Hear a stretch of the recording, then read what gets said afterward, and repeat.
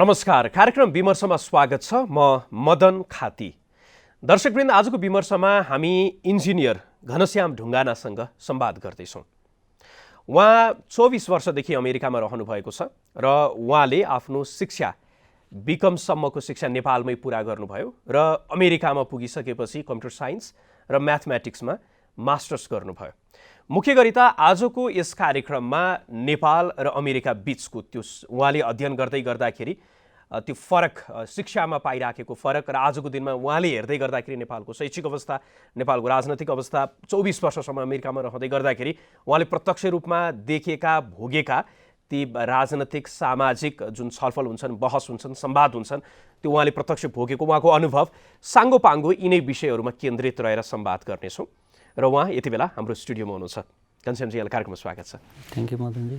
अब यहाँले बीकमसम्मको अध्ययन नेपालमै पुरा गर्नुभयो, त्यसपछि फेरि अमेरिकामा जानुभयो, त्यहाँबाट फेरि ब्याचलरबाट सुरु गर्नुभयो, मास्टरसम्म कम्प्युटर साइन्स गर्नुभयो, त्यसपछि फेरि यहाँले म्याथमेटिक्समा पनि मास्टर्स गर्नुभयो, त्यसपछि यहाँले पहिला कम्प्युटर इन्जिनियरकै रूपमा कार्य गर्नुभयो, त्यसपछि फेरि अहिले हेर्दाखेरि डाटाबेस एडमिनिस्ट्रेटरको रूपमा पनि रहनु भएको छ।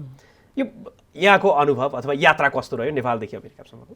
मुख्यतया अब म 2000 भन्दा पहिल्यै यहाँ बीकम गर्दाखेरि कम्प्युटरको भर्खरै अब नाम सुन्ने भन्दा नि अब कम्प्युटर यस्तो हुन्छ उस्तो हुन्छ भन्ने मात्रै सुन्न पाइयो, यहाँ चाहिँ देख्न पाइएको थिएन। म त्यो क्रममा यहाँ मालेखाँ काम गर्थेँ त्यति बेला पनि। अनि त्यहाँ साथीहरूसँग हुँदै गर्दा मैले एकजना साथी कृष्ण थापा भन्ने फेला पारेँ। उहाँ थ्रु I-20 मा गएर चाहिँ म गएँ। त्यहाँ गएको म चार्टर एकाउन्टेन्टको लागि एप्लाई गरेर गएको थिएँ। र त्यहाँ गइसकेपछि मैले माइन्ड चेन्ज गरेर अब कम्प्युटर यो चाहिँ टेक्नोलोजी रिलेटेड भयो, म यसमा जानुपर्छ भनेर मैले सब्जेक्ट चेन्ज गरेर अनि म त्यता लागेँ। त्यता लागेर मैले जब मेरो अध्ययन पुरा गरेँ कम्प्युटर साइन्स र म्याथमेटिक्समा, त्यसपछि त्यहाँ जब खोजेर एउटा कम्पनी AIT भन्नेमा काम गरेँ। लामो समयसम्म 16-17 वर्ष त्यसमा काम गरेँ। माथिले अब IT डिपार्टमेन्ट मैले चलाइरहेको थिएँ। त्यसपछि अब मेरो छोराछोरीको कारणले मैले मुभ हुनु पऱ्यो अर्को स्टेटमा। अनि मुभ भएँ अर्को ठाउँमा। अहिले मुभ भएको 2 वर्ष मात्रै भयो, कोभिडको सँगसँगै हो मुभ भएको। र त्यहाँबाट मैले कम्प्युटर इन्जिनियरबाट DBA-तिर सुरु गरेको छु।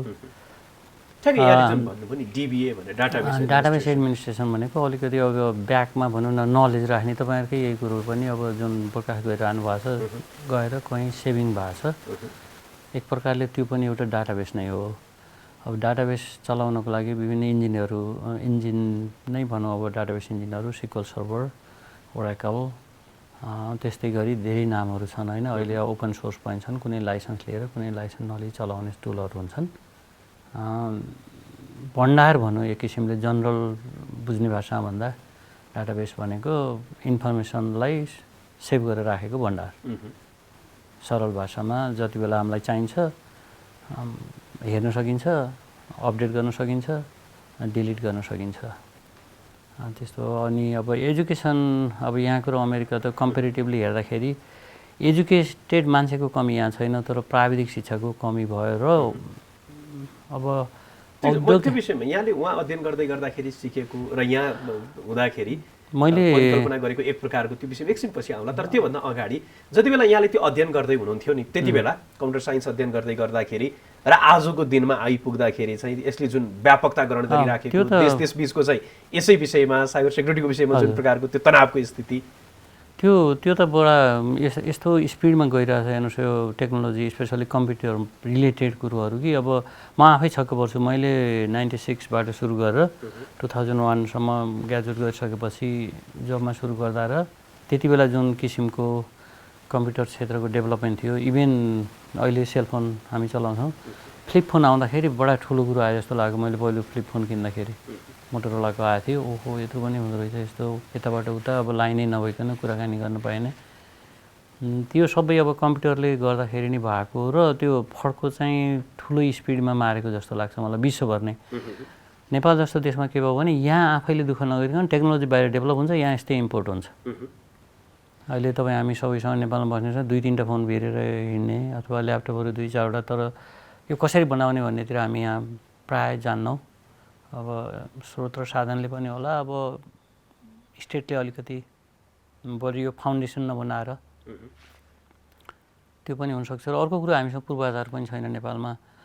जुन देशमा कम्प्युटरको राम्रो डेभलपमेन्ट भन्नु, इभेन अहिले इन्डिया नै हेर्नुभयो भने तिनीहरूको इलेक्ट्रिसिटी जाने भनेको इम्पोसिबल जस्तै भइसक्यो। अब त्यहाँ अफलाइन हुन्छ भन्ने कुरो हुँदैन। त्यहाँबाट अहिले अमेरिकाको मेजर आइटी कम्पनीहरू र युनिभर्सिटीहरूको सप्लाई गर्ने मेन मार्केट भनेको इन्डिया छ। हेर्नुहोस्, मेन पावर नै यहाँबाट जान्छ, यहीँबाट चलाइरहेछ। अहिले इभेन म जुन कम्पनीमा काम गर्छु त्यहाँको हाम्रो झन्डै 37% आइटी फिल्डमा काम गर्ने हामी 3800 स्टाफ छौँ आइटीमा। 3858 वगेरा टोटल नम्बर। त्यसको झन्डै भनौँ न 37-38% आइटी स्टाफ नै इन्डियामा छ। 24 आवर सपोर्ट गर्छ। त्यो सपोर्टको मेन रिजन भनेको एउटा त ग्यारेन्टी, सर्भिस, एक्सपिरियन्स स्टाफ र इन्फ्रास्ट्रक्चर। कुनै पनि बेला लाइट जान नसक्ने सिचुएसन हुनु, नेपालमा मात्रै त्यो मात्रै सम्भव भयो भने पनि हामीले आउटसोर्स गरेका जबहरू ठुल्ठुला कम्पनीहरूका नेपालबाट सपोर्ट गर्न सकिने हुन्छ। हेर्नुहोस् अहिले यहाँलाई के लाग्छ, जस्तो यहाँले भन्नु पनि अहिले पनि जनशक्तिको रूपमा हेर्दाखेरि दक्षिण एसियाबाटै भारत, नेपाल लगायतका देशहरूबाट अथवा अल्पविकसित विकासोन्मुख राष्ट्रहरूबाट चाहिँ ती देशहरूमा पुग्ने, उनीहरूले त्यहाँ चाहिँ कुनै पनि सुरु गरिसकेपछि अथवा प्रविधिको विकास गरिसकेपछि त्यो कुरा चाहिँ क्रमशः फेरि यतातर्फै आउने होइन। के कुराले चाहिँ कुनै पनि कुरा त्यो आविष्कार हुँदै गर्दाखेरि अथवा दक्ष जनशक्तिलाई आकर्षित गर्दै गर्दाखेरि ती देशहरूमा आकर्षित गर्ने र त्यहाँ गएर केही कुरा गरिसकेपछि त्यो फेरि यता विकासोन्मुख देशमा आउने, यो केले निर्धारण गर्छ? होइन, त्यो मेन कुरो एउटा त मोटिभेसनको कुरो हेर्नुहोस्, अर्को कुरो सुरक्षाको कुरो, अनि ल एन्ड अर्डर मेन्टेन, तिनवटा कुरा। अनि त्यसपछि चौथोमा इन्फ्रास्ट्रक्चर नै आउँछ। हेर्नुहोस्, ती तिनवटा कुरो हुन्छ भने कुनै पनि हुन्छ। मलाई अहिले त्यहाँ गएर काम गर्न मन छैन। मलाई यदि मेरो त्यहाँ पाउने मैले अहिले जबको सुविधाको आधा मात्रै भए पनि म नेपालमा काम गर्न तयार छु। तर त्यो हाम्रोमा छैन। अनि त आफैले किन गर्दैनस् भन्ने कुरा आउँछ। इन्डिभिजुअल मान्छेले त्यस्ता कुराहरू सुरु गरेर कि बिजनेस गर्ने, कम्युनिटीले बिजनेस इस्टाब्लिस गर्नको लागि एउटा बिजनेस एरिया हुनु पऱ्यो त्यहाँ गएर काम गर्ने। अब भनौँ न ठुल्ठुला कम्पनीहरू आइटीको तपाईँहरूले पनि सुनेकै कुरो, गुगल भयो, फेसबुक भयो, ओराकल, माइक्रोसफ्ट सबै छन् नि। तिनीहरू के भने पहिले फाउन्डेसन एउटा बिजनेस गर्ने बिजनेस माइन्डेड मान्छेले गरायो। टेक्नोलोजीको सम्बन्धित अरू स्टाफ थपिदिने हो कि त्यहाँ अहिले। म एउटा दक्ष व्यक्ति छु, अब तपाईँ अर्कोमा दक्ष हुनुहुन्छ भने त्यहाँ स्टाफ थपिदिने हो। बुम उनीहरूले गर्छन्। बाहिरको फाउन्डेसन चाहिँ यहाँ बसेर यसरी काम गर्ने इन्भाइरोमेन्ट बनाइदिने। तपाईँहरूले यही चाहिँ अहिले चलाउनु भयो नि, यसको फाउन्डेसन गर्ने त सेयर होल्डरदेखि जसले बिजनेस आइडिया ल्यायो। अहिले बुम कसले गर्छ? तपाईँहरूले गरिरहनु भएको छ। जो मान्छेले आइडिया ल्यायो उहाँहरूले त डे टु डे बुम गर्ने होइन नि। त्यहाँ त्यस्तै हुन्छ। यहाँ चाहिँ इन्फ्रास्ट्रक्चर छैन, सेक्युरिटी छैन, अनि मोटिभेसन गर्ने गभर्मेन्टल अथवा कम्युनिटी इभेन अझै डेभलप भइसकेको छैन। इन्डियामा मेन पावर फर्काउनको लागि अहिले इनिसिएसन सुरु भयो। त्यहाँ गभर्मेन्टले सुरु गरिसकेको छ। हेर्नुहोस्, अहिले इन्डियन इन्जिनियरहरू त्यहाँ काम गर्नुभन्दा हामी इन्डिया गएर काम गर्छौँ, बरु स्यालेरी मलाई 50% दे भनेर उनीहरू यहाँ आउँछन्। अब त्यो सिचुएसन नेपालमा बन्नको लागि सायद टाइम लाग्ला। त्यसको लागि गभर्मेन्टले पनि अलिकति सकिन्छ, हुन्छ। होइन, बाहिरकै काम किन गर्ने भन्ने सोच पनि छ एक प्रकारको नेपालीहरूमा। राम्रो हो, आफ्नै गर्न सक्यो भने त बाहिरको काम गर्नु राम्रो छैन। तर आइडिया लिन त बाहिर गइयो नि हामी। मैले यहीँ कम्प्युटर इन्जिनियरिङ हुनु पाएको भए, यहीँ कम्प्युटर साइन्स पढ्नु पाएको भए म बाहिर जान्थिनँ। मेरो पहिल्यै राजनीतिक बेस अथवा मेरो एजुकेसन कुनै पनि हालतमा मलाई बाहिर जान इच्छा भएर गएको होइन। बाध्य भएर मैले कुनै पनि रूपमा टेक्नोलोजी सिक्नुपर्छ अथवा केही कुरो म जान्नुपर्छ भनेर बाहिर गएको। त्यो सिकिसकेपछि नेपालमा आउँदै गर्दाखेरि यहाँले अगाडि पनि उल्लेख गर्नुभयो, कुनै पनि आइडिया त्यहाँ आइसकेपछि त्यो आइडिया भोलिको दिनमा कत्रो हुन्छ, त्यसले समाजलाई पुर्याउन सक्ने योगदान त्यो भइसकेपछि फ्लोरिस हुन्छ भन्नुभयो नि। नेपालमा के छ त्यस्तो कमी जसले गर्दाखेरि यहाँको राजनैतिक प्रणालीको रूपमा, विचारधाराको रूपमा, हाम्रो कर्मचारी संयन्त्रको रूपमा अथवा समाजकै रूपमा पनि त्यो कुरालाई प्रोत्साहित नगर्ने हो कि कमी चाहिँ कहाँ कहाँ छ? सबभन्दा ठुलो त जनचेतना कमी। हेर्नुहोस्, यहाँ अब उता गएर म आएँ नि, म आएर यहाँ केही कुरो भनिहालेँ अथवा कोही अरू साथीहरू आउनुभयो अथवा डक्टरहरू नै त्यहाँ गएर पढेर आउनुभयो भने पनि फलानु अमेरिका गएर आएर यस्ता कुराकानी गरेर यहाँ बसेर गरेर देखाओस् न, यी आदि कुराहरू हुन्छन्। एउटा त कस्तो भने डिमोरलाइज गर्ने मान्छेलाई, सिकेर आएको मान्छेलाई त हौसला दिने ठिकै छ। अब यहाँ हामी सक्दो सहयोग गर्छौँ, तिम्रो तर्फबाट पनि सहयोग गर न, के गर्न सकिन्छ कमी न, अब म हेल्प गर्छु। त्यहाँ अहिले टेक्सास राज्य छ जुन रिपब्लिकन कन्ट्रोल राज्य हो, त्यहाँ बिजनेस गर्ने मान्छे छ भने कति वर्षको कन्ट्र्याक्ट गरेर बिजनेस तपाईँ चलाउनुहोस्, हामी ट्याक्स नै लिँदैनौँ भनेर ट्याक्स फ्री चलाउन दिन्छ। हेर्नुहोस् त्यहाँ सुविधा। त्यसरी स्पोन्सर गर्न सक्यो भने त्यो बिजनेस त्यहाँ इस्टाब्लिस भयो भने कति मान्छेले रोजगारी पाउँछ त्यहाँ वरिपरिको। त्यो इकोनोमिक बुम कतिसम्म हुन्छ भन्ने कुरो त्यहाँ गएर हेरेर अथवा त्यहाँको एटलिस्ट त्यहीँ जान नि पर्दैन अहिले हेर्न, तपाईँ इन्टरनेटमै गएर अध्ययन गर्नुभयो भने पनि पाउने कुरो। ती आदि कुराको कमी छ कि यहाँ एक त मोटिभेसन कमी छ। दोस्रो कुरो अब कर्मचारी तन्त्र त हेर्नु सुधार्ने क्रममा एकैचोटि अब ओल्ड जेनेरेसन फड्को मारेर पहिले गइराखेका पुराना कुरा नयाँ कुरामा चेन्ज ल्याउन गाह्रो हुन्छ। अहिले भनौँ न कतिपय ठाउँमा पेपरमा लेखेर यहाँ इन्फर्मेसन राख्ने पद्धति अहिले पनि छ धेरै ठाउँमा, जहाँ कुरो त्यही कुरो ठर हानिदियो कम्प्युटरमा गयो सेभ भयो त्यो हुनलाई, अथवा कतिपय मान्छेलाई त्यही हान्न नै टाइम लाग्छ, गरेर हान्न पनि नसक्ने हुनुहुन्छ। टेक्नोलोजीको कमी, जनचेतनाको कमी र गभर्मेन्टबाट पनि पोलिटिकल्ली अनस्टेबल गभर्मेन्ट, यो नै मेन लाग्छ पहिलो कुरो त। दोस्रो कुरो अब पूर्वाधार पनि छैन, अलिकति पोभर्टी पनि हो। हेर्नुहोस् कतिपय कुरो त अब पुँजी त लगानी गर्ने पर्यो। फेरि कम्पेरिटिभली हेऱ्यो भने इन्डिभिजुअल रूपमा हेर्दाखेरि सर्टेन मान्छे नेपालमा विदेशमा भन्दा यहाँ धेरै धनी छन्। हेर बिलियनरको रूपमा नहेरौँ तर धेरै मान्छेहरूसँग यहाँ करोडौँ करोड अरबौँ पैसा छ। अब कसरी त्यो भयो त्यो गभर्मेन्टको चासोको विषय हुनुपर्ने हो। भएका मान्छेले कहाँबाट ल्याए छानबिन हुनुपर्ने हो। जायज पुँजी हो कि नाजायज पुँजी हो कि इभेन व्यापारी इभेन कर्मचारी जोसुकै होस् जुनसुकै लेभलमा भए पनि त्यो चाहिँ छैन कि यहाँ ल एन्ड अर्डर अलि कम छ। अब अहिले विश्व राजनीतिमा त्यो भू राजनीतिको राजनीतिको पाटोबाट होइन कि तपाईँ त्यो क्षेत्रमा भएको कारणले गर्दाखेरि म यो प्रश्न राख्दैछु। जस्तो अहिले विश्वमै हेऱ्यो भने विश्वका जो शक्ति राष्ट्रहरू छन् उनीहरू बिचको त्यो तनावको केन्द्रमा साइबर सेक्युरिटी, साइबर आक्रमण, त्यो पनि राज्यबाट प्रायोजित रूपमा भइराखेको आक्रमणलाई चाहिँ एउटा त्यो मुख्य चासोको रूपमा हेरिराखेको देखिन्छ। यहाँ आफै कम्प्युटर इन्जिनियर, आफै यहाँ चाहिँ डाटाबेस एडमिनिस्ट्रेटरको रूपमा पनि रहनु भएको छ।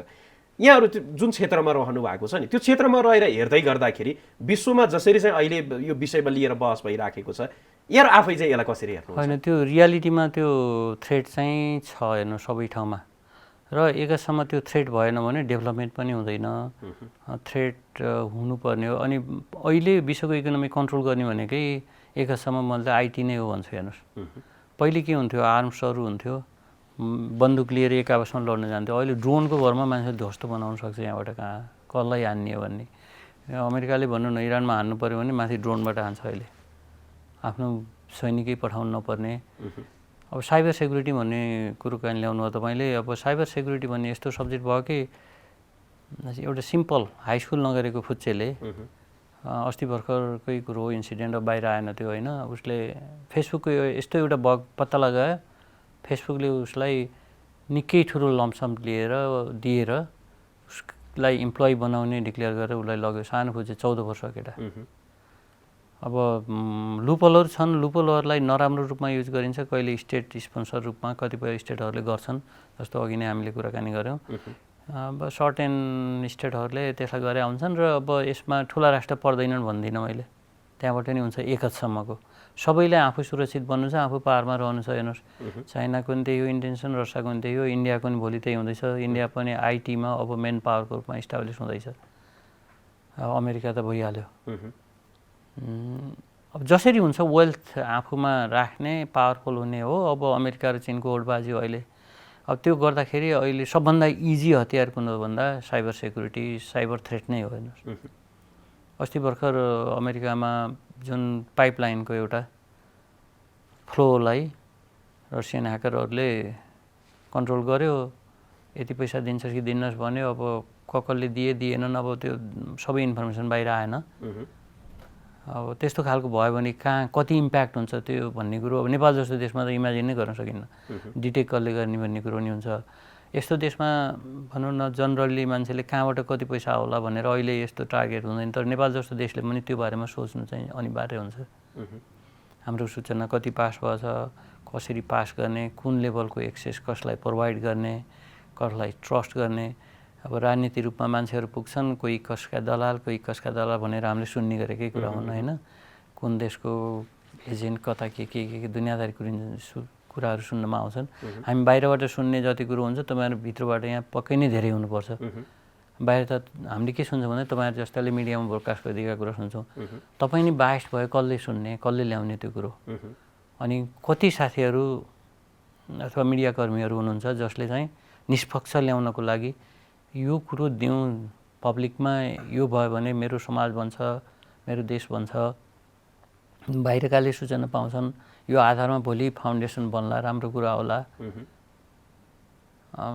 भनेर गएर काम गर्ने भने नेपाल जस्तो देशलाई हेर्नुहोस्, अब यति सुन्दर देश छ कि यो कहीँ पनि कम्पेरिटिभली इमेजिन नै गर्न सकिन्न कि यति भेराइटी भएको देश। प्रविधिको क्षेत्रमा अझै बढी केन्द्रित हुँदाखेरि अहिले हेऱ्यो भने जस्तो फेसबुककै कुरा, माइक्रोसफ्टको कुरा, या गुगलको कुरा ल्याउनु भयो, ओराकलको कुरा ल्याउनु भयो, प्रविधिजन्य कम्पनीहरू जो छ त्यसले चाहिँ अहिले विश्वमा एक प्रकारको आफ्नो दबदबा छोडिराखेको, नेपालमा त्यो प्रकारको उनीहरूको चाहिँ प्रडक्ट पनि आइराखेको छ। हामी नर्मल्ली हेर्दाखेरि चाहिँ उनीहरूका त्यो प्रडक्टहरू मजाले प्रयोग गरिराखेका हुन्छौँ, आइराखेका हुन्छन्, त्यसबाट चाहिँ फाइदा मात्रै देखिराखेका हुन्छौँ।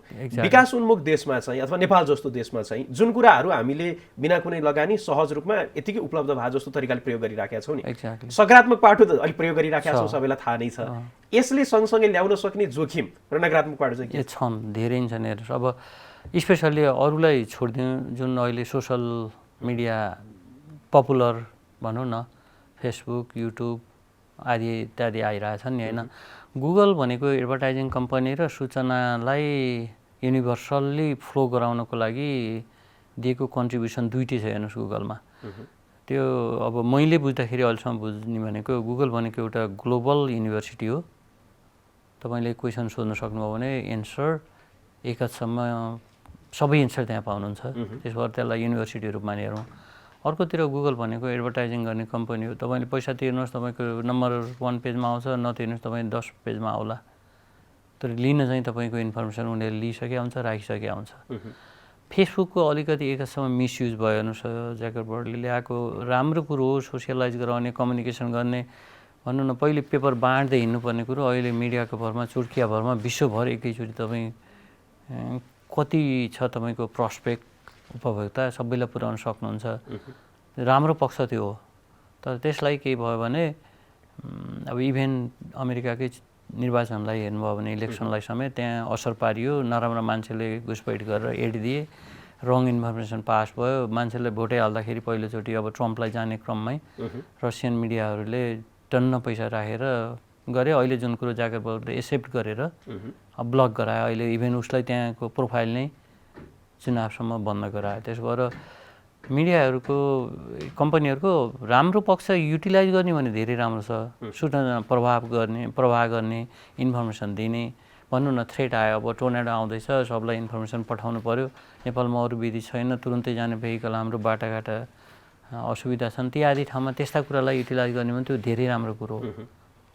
मिसयुज के भयो भने तपाईँ 24 घन्टा फेसबुकमा बस्ने, पढ्ने विद्यार्थी फेसबुकमा गएछ, युट्युबमा गरिरहेछ, अब सानसाना यताउता प्रोग्रामहरू बनाएर चाहिँ गरिरहेछ, टाइम किल गरिरहेछ, प्रोडक्टिभिटी नष्ट भइरहेछ। त्यसले गर्दाखेरि अब 1-2 जना त्यसबाट राम्रो बन्लान् होइन, कोही अभिनय गर्न सक्ने बन्लान्, त्यो आफ्नै ठाउँमा छ, तर ओभरअल टाइम चाहिँ वेस्ट भएको छ। त्यस्ता कम्पनीहरूलाई नेपाल जस्तो अब अहिले ठुल्ठुलो अमेरिकामै हेऱ्यो भने त्यहाँको सिनेटको होस् अथवा हाउस अफ रिप्रेजेन्टेटिभको होस्, एक प्रकारको त्यहाँको जो व्यवस्थापिका छ उनीहरूले जवाफदेही बनाउनको लागि त्यहाँ रहेका व्यक्तिहरूलाई ल्याउने, सोधपुछ गर्ने त्यो देखिन्छ। अलिक ठुलो जनसङ्ख्या भएका राष्ट्रहरूमा पनि उनीहरूको व्यापार अलिक ठुलो हुनेको त्यस कारणले एक प्रकारको जवाफदेही बनाएको जस्तो देखिन्छ। नेपाल जस्तो तुलनात्मक रूपमा अलिक कम जनसङ्ख्या होइन, अनि यस्तो देशमा चाहिँ उनीहरूको प्रभाव त यहाँ व्यापक रूपमा जताततै छ। यस्तो अवस्थामा उनीहरूलाई जवाफदेही गराउनको लागि त्यो पनि सकिन्छ। हेर्नुहोस्, यदि स्टेटको ल अनुसार बिजनेस गर्न दिइएको हो भने फेसबुककै पनि यहाँ हामीले गभर्मेन्टले एलाउ नगरी त फेसबुकले यहाँ बिजनेस गर्न पाउँदैन, गुगलले पनि पाउँदैन नि। अब त्यसको लागि बार्गेन गर्ने क्यापेसिटीको कुरो पनि आउँछ, धेरै कुरो आउँछ होइन, बिहाइन्ड द डोर के चल्छ भन्ने कुरो। त्यो अब एउटा राष्ट्रले हेर्ने भिजन र तपाईँ हामी व्यक्तिले हेर्ने फरक हुन्छ, अथवा कम्पनीको पनि एक्जिक्युटिभ लेभलमा हेर्ने र हामी बाहिरबाट एउटा आइटीको स्टाफले हेर्ने फरक हुन्छ होइन। यदि अहिले ब्रिटेनको सेसनमा पनि चलिरहेको थियो, त्यहाँ ट्याक्स इभेजन भयो भनेर गुगललाई अहिले ठुलै FT अमाउन्ट फाइन गर्ने कुरो आइरहेछ होइन।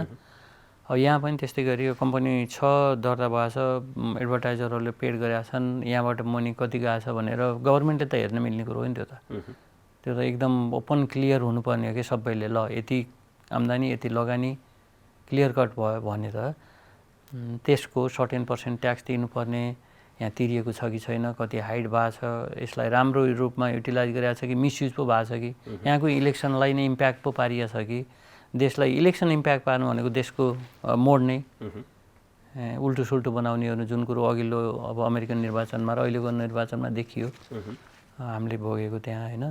त्यही भएर अब त्यस्तो कम्पनीहरूलाई जवाफदेही त बनाउनु पर्ने हुन्छ। र त्यो कस्तो भने जवाफदेहीको अर्थ यो पनि नलियोस् कि उनीहरू मात्रै त्यसको लागि रेस्पोन्सिबल छन् भन्ने कुरो। त्यसको लागि राष्ट्रले पनि पहल गर्नु पर्यो, उनीहरूलाई तिमीहरू यो लेभलमा रेस्पोन्सिबल हुनुपर्छ, हाम्रो तर्फबाट तिमीहरूलाई त्यो हुनको लागि के सहयोग गर्नु पर्यो भनेर गभर्मेन्टले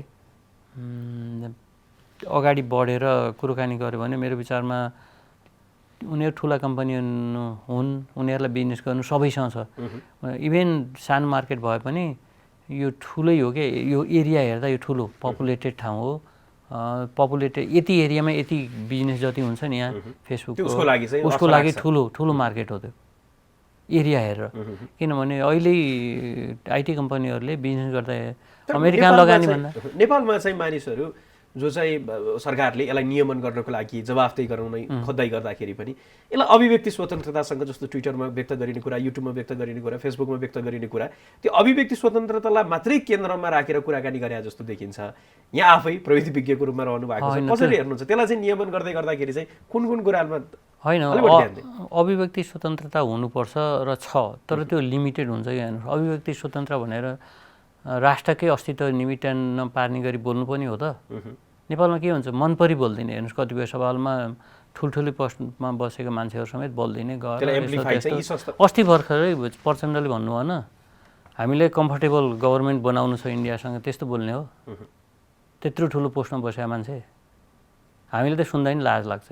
ठिक छ, अब म राजनीतिकै विषयमा होइन मैले भन्नु, म व्यक्तिमा गएको होइन कि अहिले प्रचण्डको नाममा भोलि अरू कसैको अहिले रामबहादुर श्यामबहादुरको आउला, म जान चाहन्न। तर त्यत्रो पोस्टमा बसेका मान्छेले त्यसरी बोल्ने होइन कि, त्यो देशकै लागि ठुलो बेइज्जती हुने कुरो, त्यो इम्प्लिमेन्ट होला नहोला आफ्नै ठाउँमा छ, त्यो ठुलो बेइज्जत हो। त्यो राजनीतिक पार्टीको एकछिन मैले भन्न खोजेको चाहिँ यहाँबाट जान्न खोजेको अभिव्यक्ति स्वतन्त्रलाई जोडेर यी जुन संस्थाहरू छन् त्यसमा व्यक्त गरिने विभिन्न प्रकारका अभिव्यक्तिहरू हुन्छन् नि, त्यसलाई केन्द्रमा राखेर यी संस्थामाथि नियमन गर्नु हुँदैन भन्ने कोणबाट मात्रै अलि बढी होइन के हुन्छ कि बेला बेला यहाँले चाहिँ प्रविधि विज्ञको रूपमा हेर्दाखेरि चाहिँ त्यो तर्कलाई र यिनीहरू बीचको नियमनको कुरा अथवा अन्तर्राष्ट्रिय रूपमा अमेरिकामै हेर्दै गर्दाखेरि तिनीहरूलाई नियमन गर्नको लागि त्यहाँका जो व्यवस्थापिकामा रहेका व्यक्तिहरूले जुन प्रयास गरिराखेका छन् र त्यो नेपालमा चाहिँ बहस भर्खर सुरु हुँदैछ, यसलाई चाहिँ कसरी? होइन, प्राइभेसीको रूपमा तपाईँको व्यक्तिगत स्वतन्त्रता हरण नहुने गरी र राष्ट्रको इज्जत पनि बच्ने गरी, राज्यको सेक्युरिटी एउटा हुन्छ, तपाईँको सेक्युरिटी अर्को हुन्छ, दुईवटा ओभरअल ग्रुप त एउटै हो। जुनसुकै मान्छे पनि राज्यभित्रको एउटा इन्टाइटी हो होइन। अब त्यहाँ पनि भनौँ न, प्राइभेसीको लागि भन्यो अब गन लिएर हिँड्न पाउने भन्ने हुन्छ, सब्जेक्ट अर्को भए पनि मेरो स्वतन्त्रता भनेर गनभिर हिँड्छु म। तर गनभिर हिँड्दाखेरि अर्काको स्वतन्त्रता हनन नहुने गरी हिँड्नुपर्छ कि होइन। अब अभिव्यक्ति दिँदा पनि तपाईँले बोल्नुहोस् ठिक छ, तर त्यो गर्दाखेरि मेरो स्वतन्त्रता अथवा मेरो इज्जतमा खलल हुने गरी बोल्नु भएन नि त। ठिक छ, म कार्यक्रमको लगभग अन्तिममा छु। अन्तिममा एउटा प्रश्न मेरो के रह्यो भने यहाँ जति बेला नेपाल छोडेर 24 वर्ष अगाडि चाहिँ अमेरिका प्रस्थान गर्दै गर्दाखेरि त्यति बेला यो देशको राजनीति, त्यति बेला क्रियाशील हुने राजनीतिक व्यक्तित्व, त्यति बेला राजनीतिक रूपमा बहसमा रहेका शब्दावली अथवा बहसमा रहने विषय र 24 वर्ष अमेरिकामा बसेर त्यसपछि बेला बेलामा आउने जाने र आजको दिनमा हेर्दै गर्दाखेरि चाहिँ के फरक पाउनुहुन्छ त्यति बेला र अहिले? अनि त्यति बेला अब राज्य व्यवस्था चाहिँ अब एउटा संस्थाबाट, राज संस्थाबाट कन्ट्रोलिङ थियो होइन। त्यसपछि अब बहुदलको प्रारम्भ भइसकेपछि परिवर्तन, तर अवस्थामा हेर्दाखेरि अब एकछिनमा त फड्को नमारेको भन्न मिल्दैन। धेरै नै कुरो सुधार पनि भएको छ, यो राम्रो कुरो हो, हुनैपर्छ। तर यहाँ मुख्य कुरो के भयो भने अब मान्छेले विचार लिएर अगाडि बढ्नुभन्दा मलाई सुविधा कसरी हुन्छ भनेर बढ्ने राजनीतिक लिडरसिपहरूको, स्पेसल्ली लिडरहरूको कारणले गर्दाखेरि देश अझै जति छिटो स्पिडमा विकास गरेर जानुपर्ने थियो, त्यो नगए जस्तो बाहिरबाट हामीले हेर्दा त्यस्तो हुन्छ। अहिलेकै सरकार अथवा योभन्दा अगाडिको सरकार हेऱ्यो 5 वर्ष टिकाउने भनेको यहाँ ठुलो कुरो। अरू कुनै पनि देशहरूमा हेर्नुहोस् भने जति पदावधि छ त्यो पदावधिसम्म जनरली टिक्ने हुन्छ। एउटा कार्यक्रम लिएर आउँछ, त्यो जुन गभर्मेन्ट आउने हो उसलाई पुरा गर्न दिन्छ। उसले नराम्रो भयो भने सेकेन्ड इलेक्सनमा जान्छ, उसले आफ्नो हार स्वीकार गर्छ अथवा जनताले त्यही चाह्यो भने त्यसलाई ल्याउँछन्। अब यहाँ मैले पहिले जति बेला भनौँ न म यहाँ छन्जेल अनेरा सिबु नेभी सङ्घ याति सङ्घ सङ्गठनहरू थिए विद्यार्थी लेभलमा भने, अब माथिल्लो लेभलमा कम्युनिस्ट पार्टी, काङ्ग्रेस, राप्रपा थिए होइन। अब सबै आफ्ना आफ्ना नारा लिएर आए। अब त्यही त हो नेपालमा कस्तो भने यो जहिले पनि जो अवसरवादी मिल्न सक्ने, कुरा मिलाउन सक्ने, बिहान द डोर नेटवर्किङ गर्ने मान्छेहरू जहिले पनि कुनै मान्छे यहाँ हेर्नु 10वटासम्म पार्टी बदलेर 10 चोटि मन्त्री भएका छन्, 1-2 जना नाम नलिउँ, कसैलाई व्यक्तिगत आक्षेप सम्झिएला त्यसलाई होइन। अलिक घृणित भयो राजनीति यहाँ। पदको लागि जे पनि गरिदिने, जता पनि जाने, जे पनि भइदिने। अस्ति भर्खरै भन्नु न यहीँ आएको मन्त्री बनाउने क्रममा पनि को आए, फेरि गए, अनि फेरि अर्को आउँछन्। यो खालको हुनु हुँदैन थियो, एकदम दुर्भाग्य कुरो हो नेपालको लागि। एउटा भिजन लिएर आउनुपर्ने थियो क्या। अब देशमा राजनीतिक फड्को मार्यो, एकतन्त्र भनौँ राजतन्त्रबाट बौद्धले व्यवस्था आयो, ठुलो कुरो। तर यहाँ चाहिँ नभएका कुरा के भने एउटा त राजनीतिक व्यक्तित्व माथि पुगिसकेपछि जिन्दगीभर मै नै लिडर हुन् भन्ने त्यो खारेज हुनुपर्छ। लिमिटेसन्स हुनुपर्छ। अध्यक्ष होस्, महासचिव होस्, राष्ट्राध्यक्ष होस्, प्रधानमन्त्री होस्, एउटा कार्यकाल, 2टा कार्यकाल कतिवटा राख्ने, बरु लिमिटेसनमा राख्ने, त्यसपछि छोड्नुपर्ने हुन्छ। कोही पनि मान्छे, एउटै मान्छे सधैँभरि सर्वेसर्वा हुनु भनेको तानासा हुनुभन्दा अर्को कुरै केही पनि हुँदैन। हेर्नुहोस् त्यो नराम्रो संस्कृति विकास भएको छ हाम्रो जस्तो देशमा। नेपाल मात्रै यो होइन, अरू पनि छन्।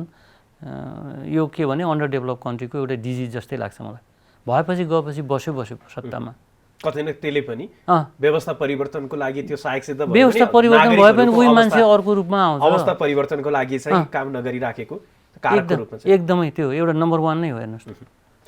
हस्, आजको लागि यहाँले आफ्नो महत्त्वपूर्ण समय हामीलाई उपलब्ध गराइदिनु भयो। यहाँको महत्त्वपूर्ण समय र यो संवादको लागि यहाँलाई धेरै धेरै धन्यवाद। Thank you Madanji.